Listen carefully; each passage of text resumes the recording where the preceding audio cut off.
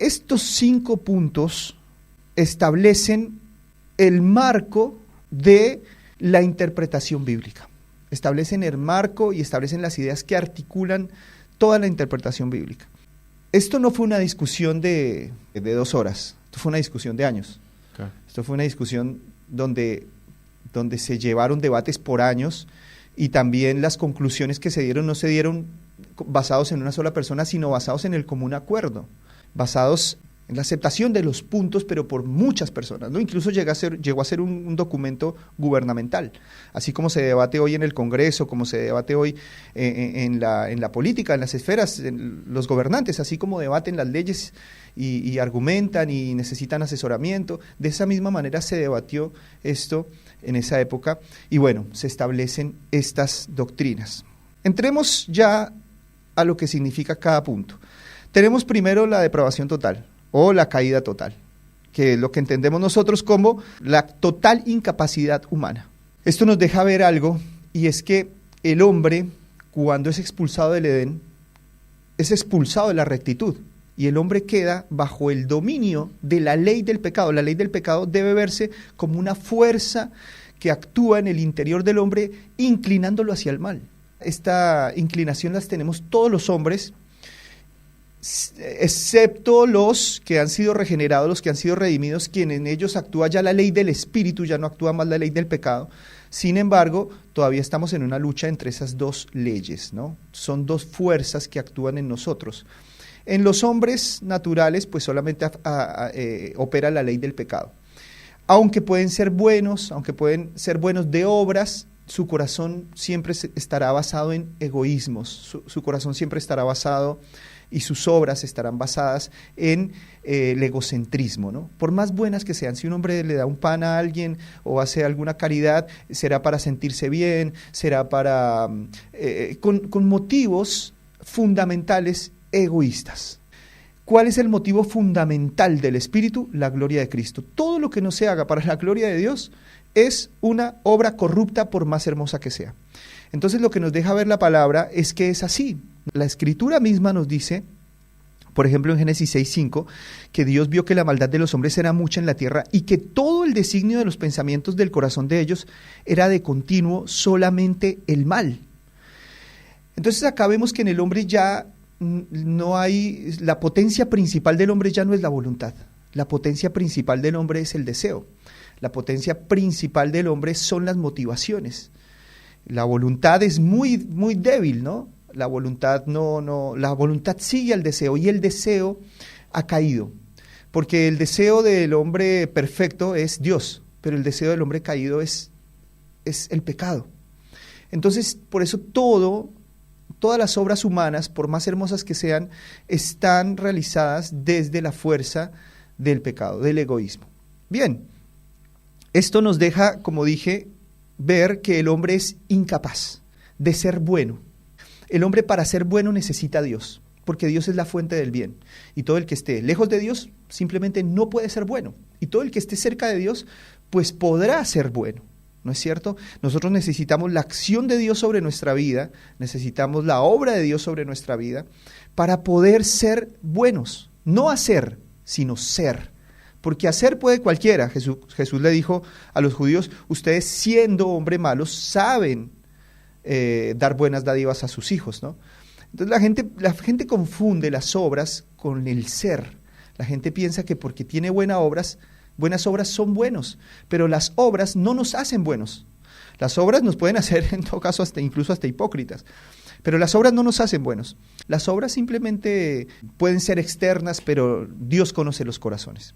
Romanos capítulo 3, versículo 10 al 12 nos dice que no hay justo ni aún uno, no hay quien entienda, no hay quien busque a Dios, todos se desviaron, a una se hicieron inútiles, no hay quien haga lo bueno, no hay ni siquiera uno. Mira que no hay justo ni aún uno, la justicia de buscar a Dios no la tiene nadie. Para buscar a Dios necesitamos la intervención del Espíritu Santo. Sin el Espíritu Santo nadie buscaría a Dios, nadie. Todo el mundo buscaría sus propios caminos. Por eso Dios nos provee el Espíritu Santo, Dios provee el Espíritu Santo a sus hijos para que por el Espíritu Santo lo busquemos a Él. La Biblia dice que el Espíritu es quien redarguye de pecado, justicia y juicio. No es mi reflexión. no es mi libre albedrío, no son mis potencias internas las que me llevan a la luz, es el Espíritu Santo el que me lleva a la luz, ¿no? Entonces, aquí vemos cómo cada vez al hombre más incapaz, ¿no? En este punto de la depravación total o de la caída total. Vemos al hombre completamente incapaz. Ezequiel 22:30 nos dice que Dios buscó entre los hombres uno que hiciera vallado, que se pusiese en la brecha, para que él no destruyera la tierra, y no lo halló, ¿no?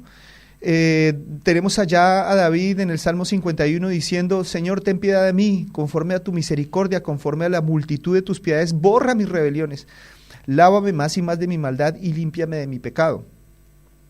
David reconoce que fue engendrado en maldad.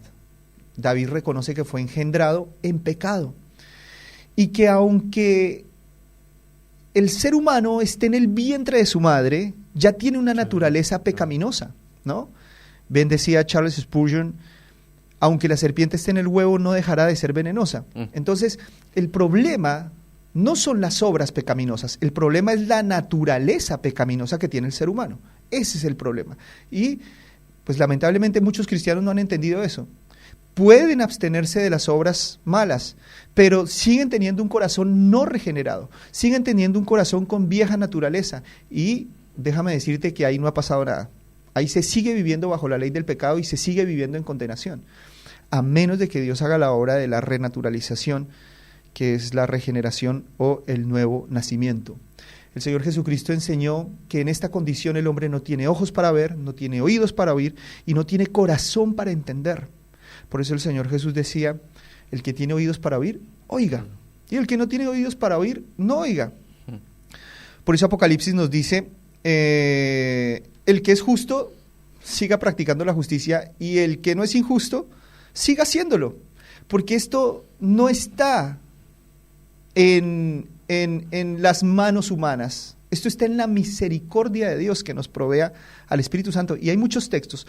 Yo sé que hay objeciones, que hay textos donde aparentemente pareciera que no. Pareciera que hay objeciones, pero si lo miramos en contexto, si lo miramos detenidamente, no lo es. Mucha gente dice: bueno, cualquiera puede buscar a Dios, pero la Biblia dice que no hay quien busque a Dios, ¿no? Yo sé que en el Antiguo Testamento se nos dice que Moisés le dice a Israel: bueno, pongo el bien y la vida, el mal, la muerte, escoge la vida para que vivas, como si el hombre tuviera la capacidad de escoger la vida. Pero si nosotros miramos el relato, el mismo Moisés, un par de capítulos más adelante, le dice: yo sé que se apartarán, porque Israel dice: bueno, está bien, nos volvemos, elegimos la vida, no queremos oír a Dios, queremos que Dios te hable a ti y a través tuyo, pues nosotros recibamos la palabra.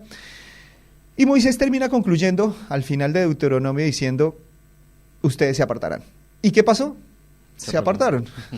Por eso vino el cautiverio en Babilonia. Entonces, ahí te das cuenta que el Antiguo Testamento lo único que hace es mostrarnos cómo el hombre huye de Dios.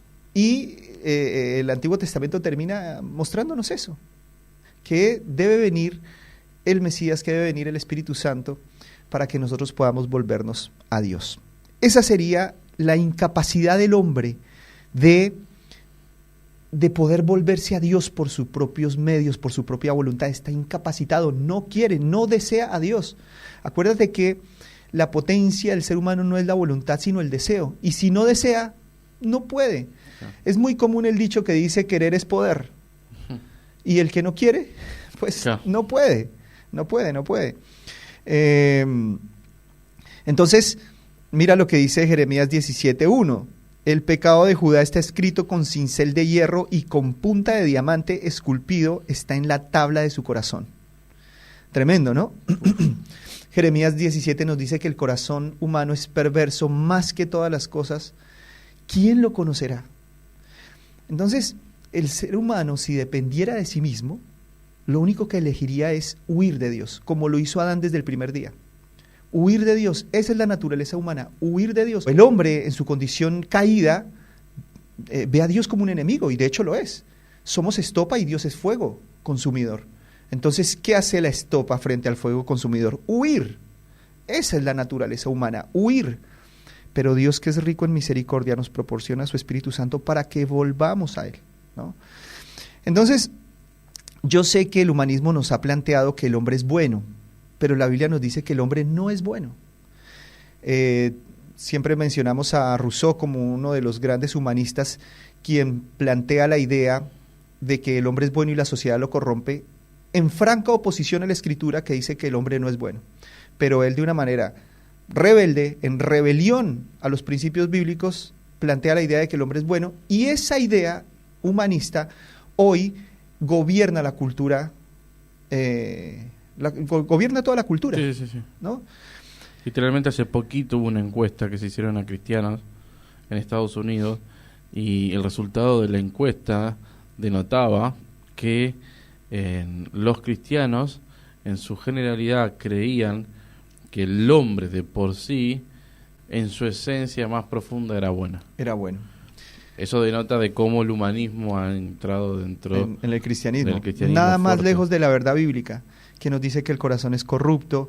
Jesús dijo que del corazón del hombre salían los adulterios, las fornicaciones, los homicidios, las mentiras, los engaños. Es de la naturaleza humana, porque cuando la Biblia habla de corazón está hablando de la naturaleza humana. Las concupiscencias son la naturaleza humana. La naturaleza humana es el pecado, y el pecado es la naturaleza humana.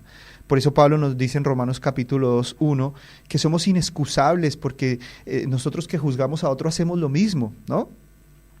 Efesios nos dice que estábamos alejados de la ciudadanía de Dios y ajenos a los pactos de la promesa, sin esperanza y sin Dios en el mundo. No había esperanza cuando estábamos sin el don del Espíritu Santo. Las obras no me hacen pecador. Justamente soy pecador y por eso cometo esas obras, ¿no? Y nosotros tenemos en los reformadores, por ejemplo, frases como Lutero, quien dice: he desistido de encontrar algo bueno en mi corazón. Miro hacia adentro y lo único bueno que puedo ver en mi corazón es Cristo. Increíble. Pero para esto se requiere de una luz intensa que va más allá de las capacidades humanas, y esa luz intensa se llama Espíritu Santo.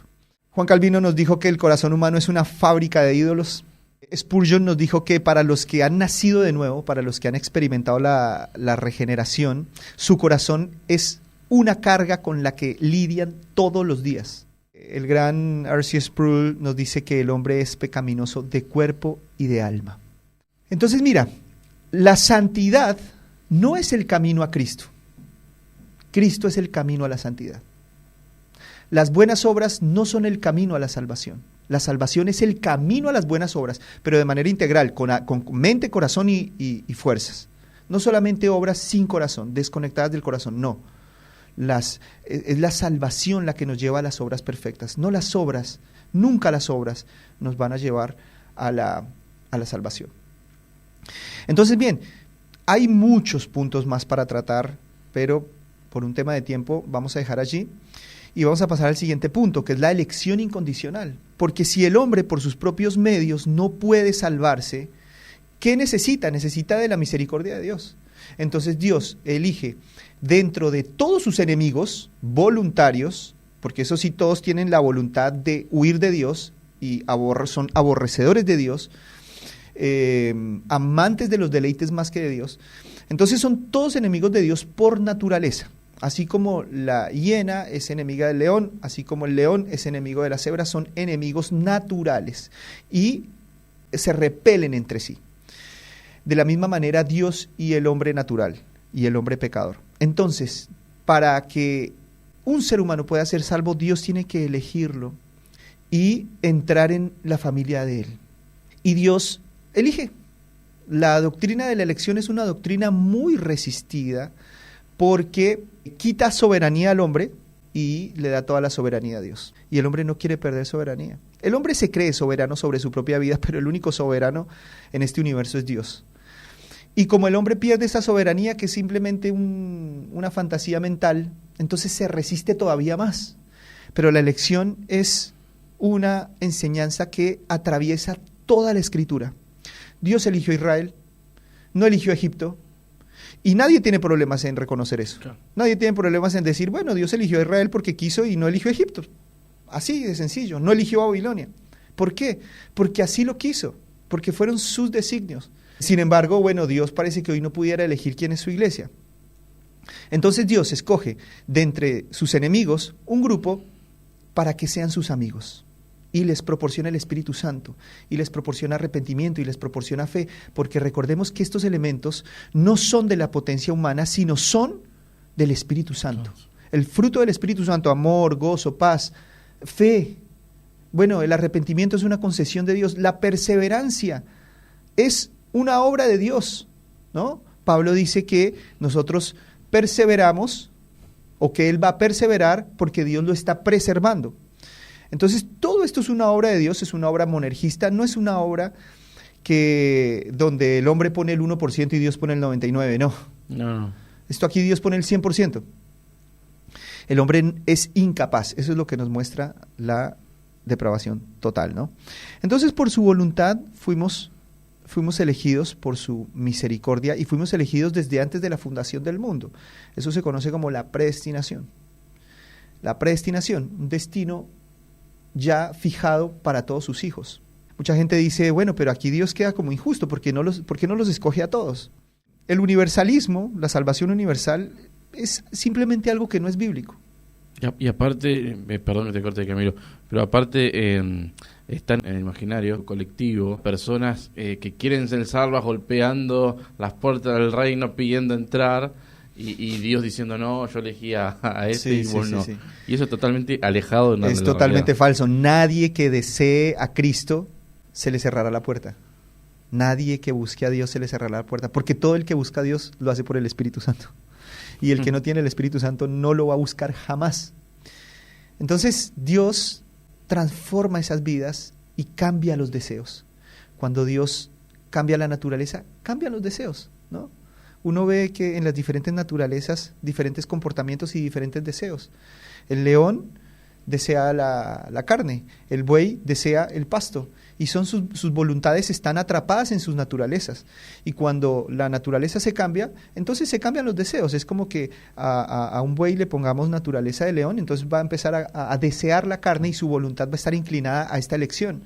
Y si el león se le pone naturaleza de buey, entonces su voluntad quedará inclinada a esa naturaleza, y sus decisiones estarán sometidas, atadas, ¿no?, a eso. Entonces, justamente eso es lo que pasa en la regeneración. Dios no hace injusticia con nadie. Dios, como dijo R.C. Sproul, Dios con unos hace justicia, con otros hace misericordia, pero con ninguno hace injusticia. Entonces es por la voluntad de Dios que fuimos elegidos. Y Dios nos llama a la salvación por medio del Evangelio. El Evangelio debe ser predicado a todas las naciones, a todo el mundo y a toda persona. A unos para mayor condenación y a otros para salvación, porque todos deben oír el Evangelio. Y el Evangelio es una red que va a traer a todos los elegidos al reino de Dios. Y como dije, el Evangelio a los no elegidos resultará para mayor condenación. Entonces el Evangelio se tiene que predicar a todo el mundo, pero no todo el mundo será salvo.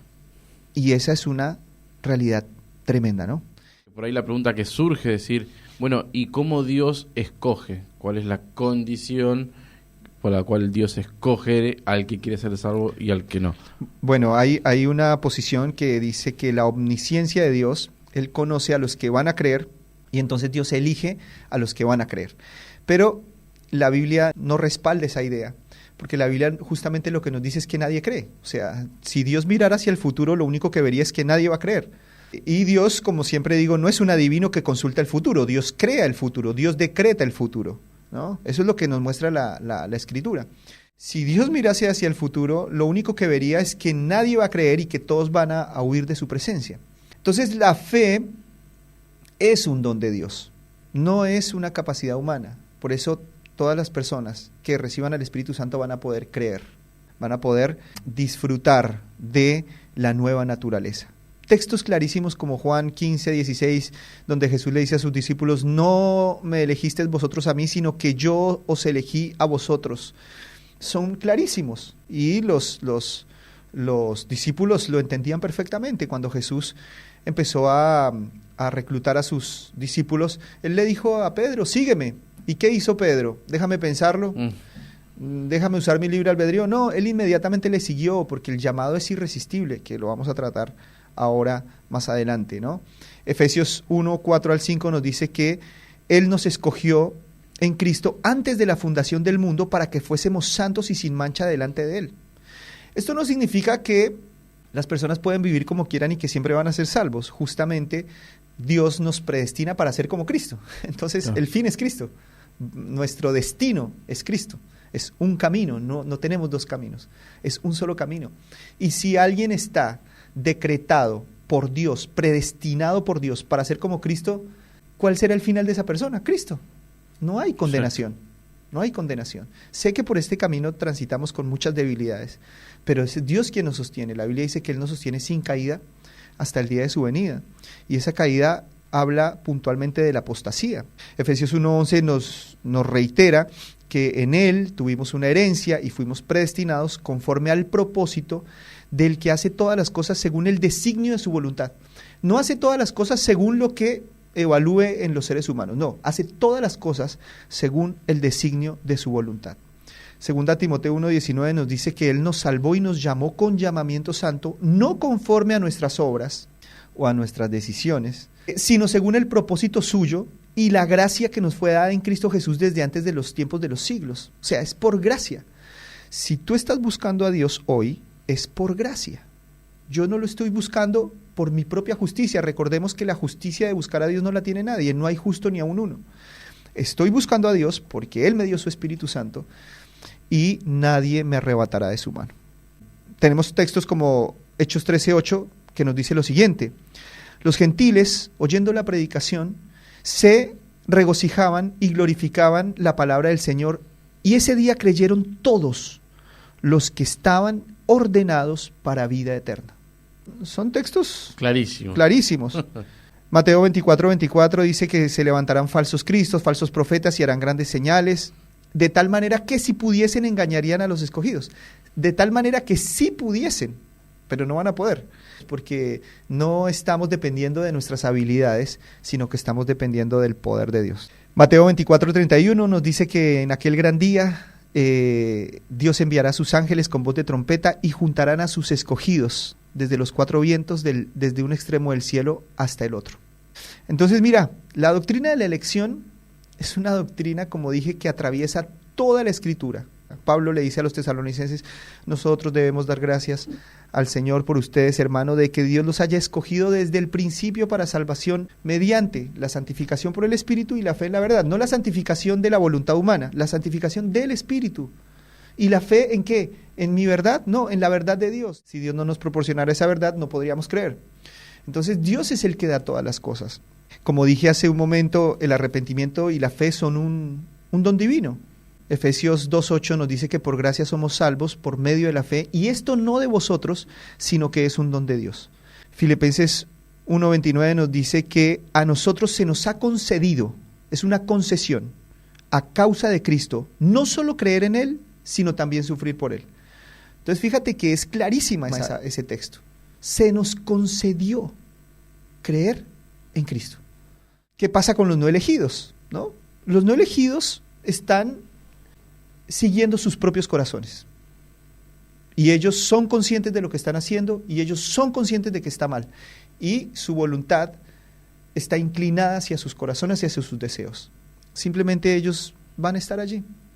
Solamente Dios los puede sacar de la dureza de corazón. Cuando nosotros oramos por una persona, es porque hemos creído que Dios puede cambiar el corazón, que Dios puede cambiar la voluntad, porque si Dios no pudiera cambiar la voluntad de nadie, entonces no le pediríamos a Dios nada. O sea, nos toca arreglarse que sea lo que la persona decida.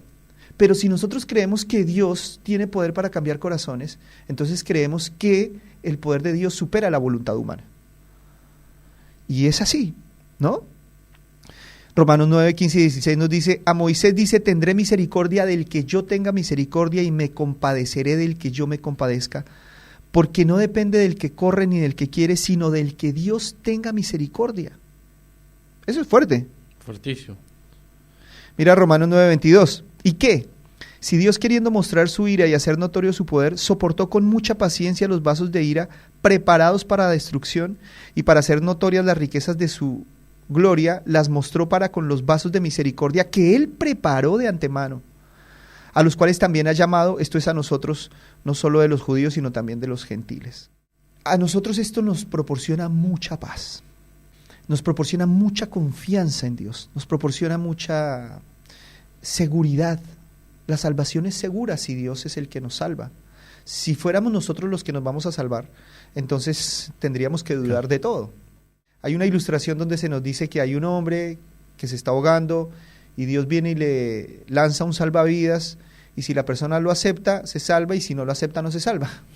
Eso, bueno, desde ya bíblico no es. No, y parte siempre del punto del libre albedrío. Del libre albedrío. Nosotros, para hacer una analogía como estas, más ceñida a la Escritura, tenemos que decir que el hombre ya está ahogado en lo profundo de la mar, en estado de putrefacción, y de ahí viene Dios y nos saca, así como hizo con el Valle de los Huesos Secos en Ezequiel, que eran huesos secos, sin voluntad, y Dios los rescata, les da vida, les da su espíritu, como Lázaro. Lázaro es un ejemplo perfecto de lo que es el llamamiento, la salvación.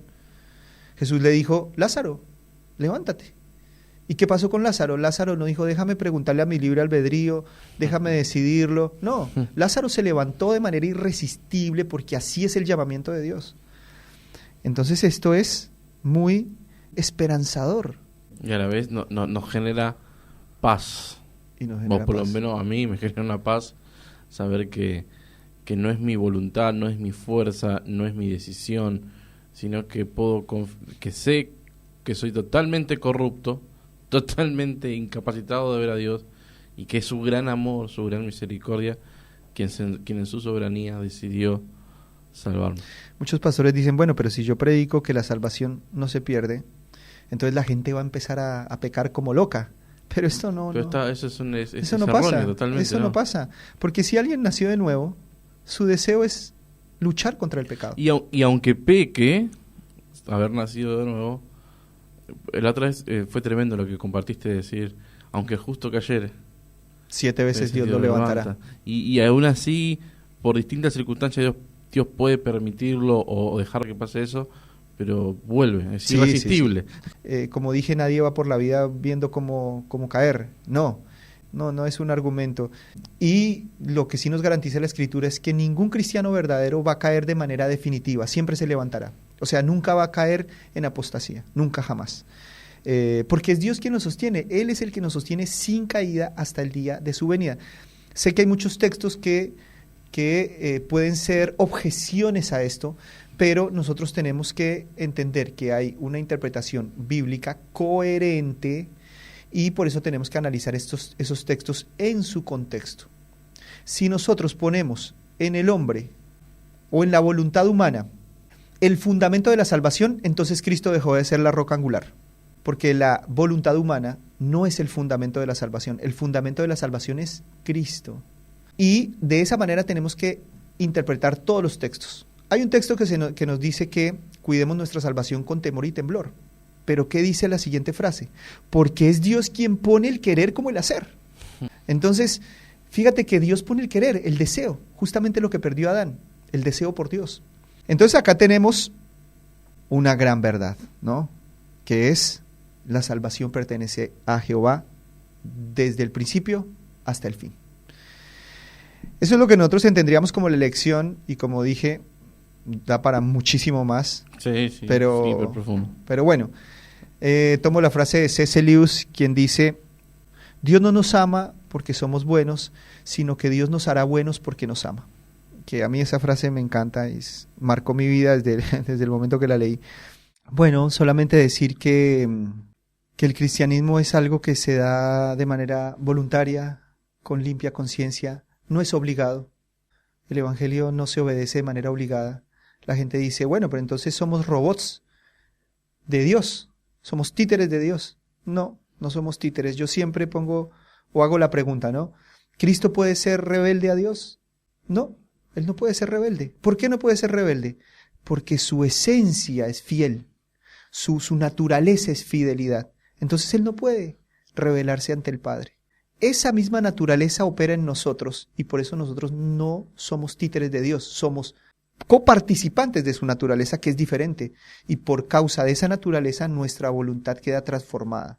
Entonces, en realidad es una objeción sin mucha profundidad, ¿no? Decir que somos una computadora de Dios. No, no somos un robot. Es que Dios creó al ser humano. Y Dios no solamente, porque cuando la gente piensa en el concepto de que Dios nos creó, solamente piensa en lo físico. Dios me hizo de tal manera, de tal forma, de tal sexo. Pero cuando la Biblia dice que somos hechura suya, está hablando que nuestro hombre interior también es su obra. Quiere decir que si mi hombre interior es cristiano, tiene fe, camina en arrepentimiento, también es la obra de sus manos. Claro. Y eso lo que me deja ver es que tengo un Dios muy bueno y que soy objeto de su gracia, porque en esta teología todo es gracia. Todo es gracia.